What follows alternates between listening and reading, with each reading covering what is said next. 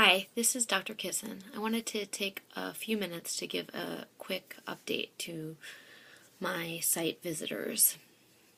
As you can see, it's rather informal, but I have had on my mind the last couple of days a message that I wanted to send out to my site visitors, and I figured now is as good a time as any to share this information.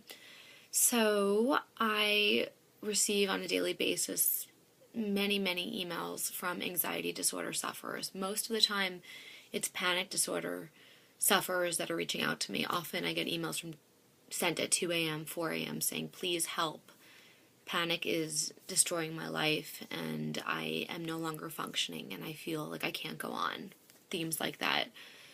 And I just wanted to share with my site visitors, with those struggling with panic disorder, that there is so much to be hopeful about, and I understand what it feels like to be at the worst point with your struggle with anxiety, to have moments where the discomfort does not feel like it will ever pass, and there's any way to get past it or through it.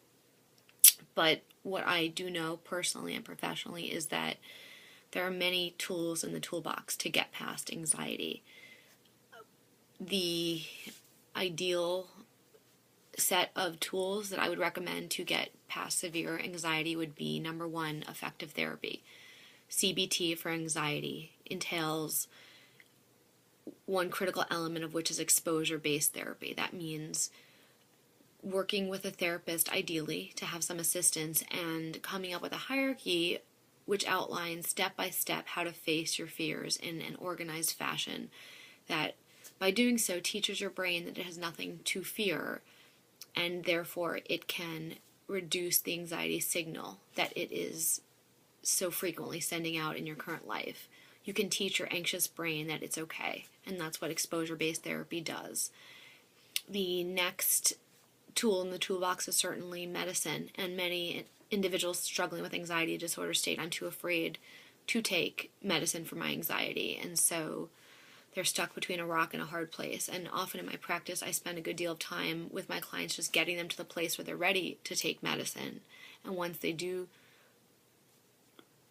open themselves up and show willingness to take medicine, they find freedom that they didn't know possible. And so studies have shown the combination of SSRIs combined with CBT therapy is most effective for moderate to severe anxiety disorders. And then there's lifestyle changes. Exercise is super powerful at decreasing the anxiety signal. Sleep regulation, getting on a good sleep schedule and sleep hygiene. Social engagement. Don't let anxiety stop you from connecting with people in your lives. Behavioral activation, living the life that you would live if you didn't have anxiety. And the more you live that life, the quieter the anxiety gets, which is the opposite of avoidance. And then there's alternative medicine or alternative vitamins such as fish oil that have been proven to be, or shows some promise of being helpful at decreasing anxiety. So what I hope to send out to my visitors is a message of hope. And if you're in a really awful place with your anxiety, know it's only going to get better. And I've seen numerous, I can't even count the number of people that have been at points of despair that they've considered suicide because they're so uncomfortable from the anxiety, pretty quickly get to a place where they're living a full, vital life, and the anxiety shows up sometimes, but it's manageable, and they ride through it and live the life that they'd always hoped for.